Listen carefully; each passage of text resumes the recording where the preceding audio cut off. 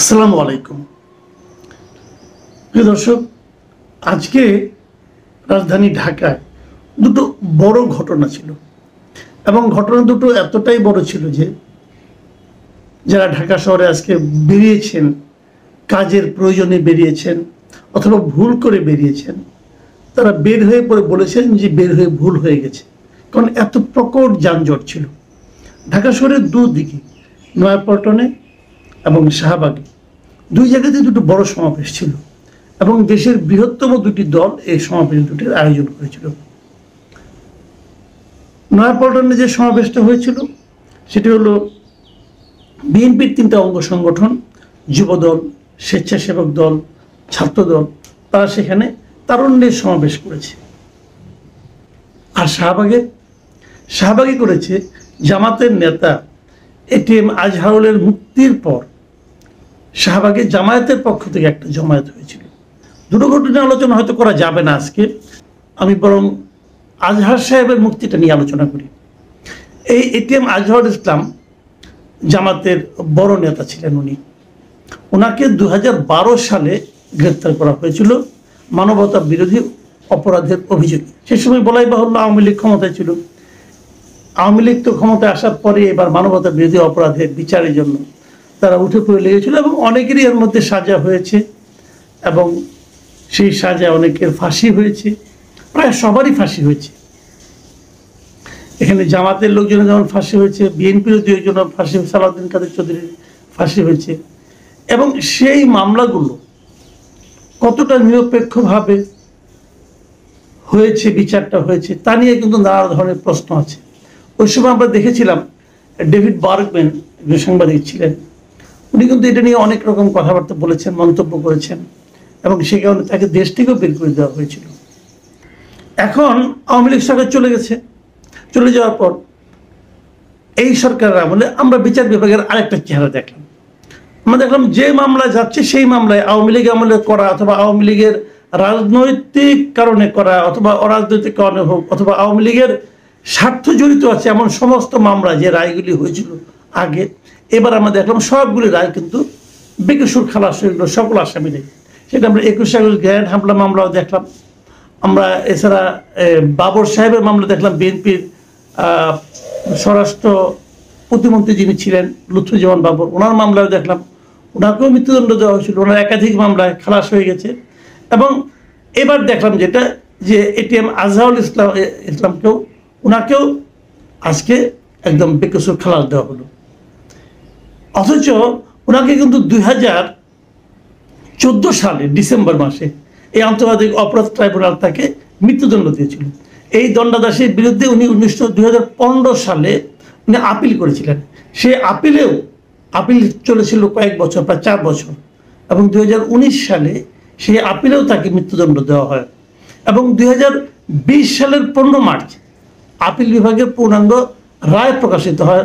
পূর্ণাঙ্গ রায় প্রকাশের পর 2020 সালের 19 জুলাই তিনি আপিল বিভাগে আবার রিভিউ চেয়ে আবেদন করেন। সেই রিভিউটা পড়েছিল এত বছর। যদি রিভিউটা তখন হয়ে যেত তাহলে আপনি নিশ্চিত থাকতে পারেন কি হতো আমি জানি না। তো আমার ধারণা যে তো মৃত্যুদণ্ড হয়ে যেত, কারণ আগের কারো ক্ষেত্রে কিন্তু রিভিউ যে রায় চেঞ্জ হয়েছিল, মানে এই আন্তর্জাতিক অপরাধ ট্রাইব্যুনালের মামলাগুলিতে আমার দেখা নাই, আমি দেখিনি পর্যন্ত রিভিউ চেয়ে যে রায়টা পরিবর্তন হয়ে তাকে মৃত্যুদণ্ড থেকে বাঁচিয়ে দেওয়া হচ্ছে, এটা আমি দেখি নাই। কিন্তু এবার সেটা হলো গতকালকে খালাস আদেশের পর আজকে সকালে উনি শারীরিকভাবে জেলখানা থেকে বের হয়ে আসতে পারেন। এই হলো ঘটনা। এখন এই ঘটনার পর আমি কয়েকটা প্রতিক্রিয়া কেবল আমি আপনাদেরকে একটু পড়ে শোনাতে চাই। আর কিছুটা প্রতিক্রিয়াগুলোতে আমার নিজস্ব মতামত আমি খুব বেশি দিতে চাই না, কারণ প্রতিক্রিয়াগুলো এত গুরুত্বপূর্ণ আপনাদের কাছে মনে হয় ওখান থেকে কিছু একটা ধারণা পাবেন। আইন বিষয়ক উপদেষ্টা মিস্টার আসিফ নজরুল উনি একটা স্ট্যাটাস দিয়েছেন ফেসবুকে এই ঘটনার পর। এখানে উনি কি লিখেছেন আমি ওনার লেখাটা পুরোটাই পড়ব। উনি লিখেছেন, নির্দেশ প্রমাণ হওয়ায় মুক্তিযুদ্ধকালের মানবতা বিরোধী অপরাধের মামলায় মৃত্যুদণ্ডাদেশ থেকে খালাস পেয়েছেন জামায়াত নেতা এটিএম আজহারুল ইসলাম। দণ্ডাদেশের বিরুদ্ধে তার করা রিভিউ সর্বসম্মতিক্রমে মঞ্জুর করেছেন প্রধান বিচারপতির নেতৃত্বাধীন সুপ্রিম কোর্টের আপিল বিভাগ। আজহারুলকে মৃত্যুদণ্ড দিয়ে আন্তর্জাতিক অপরাধ ট্রাইব্যুনালের রায় এবং মৃত্যুদণ্ড বহাল রেখে এর আগে আপিল বিভাগের দেওয়া রায় বাতিল করা হয়েছে আজকের রায়। এই ন্যায় বিচার প্রতিষ্ঠিত হওয়ার সুযোগ সৃষ্টির কৃতিত্ব জুলাই গণ আন্দোলনের অকুতোভয় নেতৃত্বের। এই সুযোগকে রক্ষা করার দায়িত্ব এখন আমাদের সবার। মানে উনি বলতে চাচ্ছেন এখানে দুটো কথা। একটা হলো এই যে আজহার সাহেব যে মুক্তি পেলেন, এটাকে উনি মনে করছেন যে এটা ন্যায় বিচার প্রতিষ্ঠা হয়েছে, এবং এই ন্যায় বিচার প্রতিষ্ঠার সুযোগটা যে সৃষ্টি হয়েছে এই টোটাল কৃতিত্বটা উনি দিচ্ছেন জুলাই গণ আন্দোলনের অকুতোভয় নেতৃত্বকে, মানে আন্দোলনকে না, আন্দোলনে যে কোটি কোটি মানুষ আন্দোলনের সঙ্গে যুক্ত ছিল তাদেরকেও না, কেবল নেতৃত্বকে। আমি এই জিনিসটা না বুঝতেই পারলাম না, নেতৃত্বকে কেন দিতে হবে? নেতৃত্বে কারা ছিলেন আসলে? আমি তো মনে করি জুলাই গণ আন্দোলন ছিল একটা স্বতঃস্ফূর্ত আন্দোলন।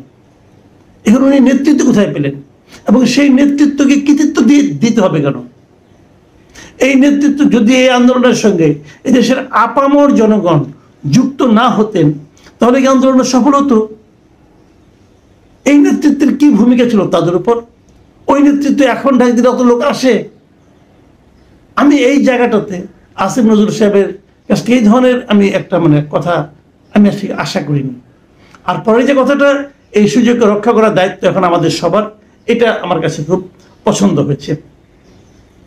এখন এই ক্ষেত্রে আমি আমার মন্তব্য করার আগে আমি আরো দু একটা মন্তব্য একটু আপনাদেরকে পড়ে শোনাতে চাই। সাংবাদিক মঞ্জুরুল আলম পান্না উনি একটা স্ট্যাটাস দিয়েছেন যে ৭১ তো দেশে কোনো যুদ্ধই হয়নি, যুদ্ধাপরাধ আবার আসে কোত্থেকে? ঠিক বলছি না বাহে? উনি খুবই ব্যঙ্গ করে বলছেন আর কি, যুদ্ধ অপরাধী বিচার হবে কিভাবে? যুদ্ধই তো হয়নি। একজন গায়ক যিনি নাকি এই আন্দোলনে, জুলাই অগাস্ট আন্দোলনে খুবই গুরুত্বপূর্ণ ভূমিকা রেখেছিলেন, সঙ্গীত শিল্পী শায়ান, তিনি একটা স্ট্যাটাস দিয়েছেন। সেখানে উনি লিখেছেন, সেটা নিয়ে আবার ইত্তেফাকে একটা ফটো কার্ডও দেখলাম আমি। উনি লিখেছেন, জামায়াতকে বুকের সাথে আগলে রেখে রাজাকারের বেকসুর খালাসকে উদযাপন করে আপনারা আমাদের ভোট চান। এই কথাটা উনি বলেছেন মূলত এনসিপিকে লক্ষ্য করে। তৌহিদ হোসেন রনি নামে একজন, উনি হুমায়ুন আজাদের একটা বক্তব্যকে কোট করে স্ট্যাটাস দিয়েছেন। হুমায়ুন আহমেদের যে বক্তব্যটা উনি কোট করেছেন সেটা হলো, পাকিস্তান ভাঙার অপরাধে এদেশে একদিন মুক্তিযোদ্ধাদের ফাঁসিতে ঝুলিয়ে মৃত্যুদণ্ড প্রদান করা হবে। সেই বাস্তবতা দিকে আমরা যাচ্ছি কিনা আমি জানি না, তবে হুমায়ুন আজাদ অনেক আগেই এই ধরনের একটা মন্তব্য করেছিলেন। আমি আরেকটা মন্তব্য পড়তে চাই, ফেসবুক থেকে আমি পেয়েছি। মুক্তা শেরপা তিনি লিখেছেন, যে বিচারে রাষ্ট্রপক্ষ এবং আসামি পক্ষ উভয়ে খুশি সেই বিচারকেই ন্যায় বিচার বলে। মানে এই আজহার সাহেবের এই বিচারে রাষ্ট্রপক্ষ খুশি হয়েছিল এবং আসামি পক্ষ খুশি হয়েছে। রাষ্ট্রপক্ষের খুশির খবর তো আপনি শুনলেন, যে আমাদের আইন উপদেষ্টা যিনি উনি খুশি, উনি বলেছেন ন্যায় বিচার পেয়েছে, এবং আসামি পক্ষ খুশি। তারা তো এই ন্যায় বিচারের জন্য আন্দোলনই করেছেন, কাজে এটাইকেই ন্যায় বিচার বলা হয়ে থাকে। তবে এখানে আরেকটা কথা বলা যেতে পারে, সে বিষয়টা হলো এই যে রাষ্ট্রপক্ষে পাবলিক প্রসিকিউটর হিসেবে এই মামলায় যিনি ছিলেন তার পরিচয়টা বরং আমরা একটু জেনে নিই। পাবলিক প্রসিকিউটর হিসেবে এই মামলায় ছিলেন, তার নাম হলো গাজী MH তামিম। উনি সরকারি উকিল আর কি, রাষ্ট্রের পক্ষে অর্থাৎ আজহার সাহেবের বিপক্ষে যিনি কাজ করেছেন। তো উনি কি, ওনার পিতার নাম হলো গাজী আবু বকর সিদ্দিক। এই গাজী আবু বকর সিদ্দিক জামায়াতে ইসলামের এক সময়ে MP প্রার্থী ছিলেন বাগেরহাট 3 আসনের। এর অর্থ হচ্ছে আসামির যিনি উকিল তিনি তো জামাতেরই লোক, রাষ্ট্রপক্ষের যিনি উকিল তিনিও জামাতের লোক। আর আসামি নিজেও জামাতের লোক। তো যা হবার তাই হচ্ছে। আসলে না, আমাদের এই বিচারটা বড় অদ্ভুত হয়। আমি একটা জায়গায় একটু মানে আপনাদেরকে বলতে চাই যে আমাদের এখানে একটা কথা, মানে আমি যেটা আমার নিজস্ব মন্তব্য হিসেবে বলতে যাচ্ছি, আমাদের এখানে একটা ব্যাপার আছে, এটা হলো অনুকূল পরিবেশে না আমরা সবাই রাজা। অনুকূল যা মানে ব্যাপারটা হলো পরিবেশ যাদের অনুকূল থাকবে তারা সবসময় বলে যে ন্যায় বিচার পেয়েছি আমরা। এখন যেমন বলা হচ্ছে ন্যায় বিচার পেয়েছি, আওয়ামী লীগ আমলে কিন্তু বলা হতো যে ন্যায় বিচার হয়েছে। আওয়ামী লীগ আমলে বিএনপি বলতো তারা ন্যায় বিচার পায়নি, তারা ন্যায় বিচার পায়নি। আবার এ আমলে আওয়ামী লীগ হয়তো বলবে যে তারাও ন্যায় বিচার পায়নি। আমরা এগুলো দেখছি। আওয়ামী লীগ আমলে আওয়ামী লীগ লুটপাট করতো, এ আমলে আওয়ামী লীগের রেখে যাওয়া লুটপাটগুলো বিএনপি সম্পন্ন করছে। প্রত্যন্ত অঞ্চলে তৃণমূলে বিএনপি এখন লুটপাট করছে এবং বিএনপি এই লুটপাটগুলোকে বিএনপি স্বীকার করবে না। এখন আওয়ামী লীগ তাদেরকে বলবে। আওয়ামী লীগ আমলে প্রশাসনের গুরুত্বপূর্ণ জায়গাগুলোতে যোগ্যতা নয় আনুগত্য গুরুত্ব পেত, এখনো তাই হচ্ছে। তবে আনুগত্য এখন একটু অন্যরকম হচ্ছে। এ হলো আনুগত্যের কোটায় ধরার আগেই বঞ্চিতের কোটা পূরণ করা হচ্ছে। মানে যারা নাকি আওয়ামী লীগ আমলে বঞ্চিত হয়েছে তাদেরকে ধরে ধরে, তাদের অনেকে বুড়া হয়ে গেছে, অসুবিধা নাই, দুইজনে ধরে ধরে এনে কোটা পূরণ করা হচ্ছে। তারা বঞ্চিত হয়েছে, এই বৃদ্ধ লোকগুলোকে এনে গুরুত্বপূর্ণ দায়িত্ব বসানো হচ্ছে। আসলে নিয়মটা প্রতিষ্ঠা হচ্ছে না, দুঃখটা এখানেই। মানে কোন আমল তার উপর নির্ভর করছে কি হবে, কি প্রশাসনে, কি বিভিন্ন শিক্ষা প্রতিষ্ঠানে ভিসি নিয়োগ করা হবে অথবা কাকে বাতিল করা হবে, সব এই সমস্ত কারণে হচ্ছে। বিচার বিভাগে তাই হচ্ছে, আমরা তাই দেখছি। তো এইভাবে কি চলতে থাকবে আমরা জানি না। আমি আরেকটা মন্তব্য দিয়ে আজকে আলোচনাটা আমি শেষ করতে চাচ্ছি। এই মন্তব্যটা করেছেন সুপ্রিম কোর্টের একজন আইনজীবী জ্যোতির্ময় বড়ুয়া।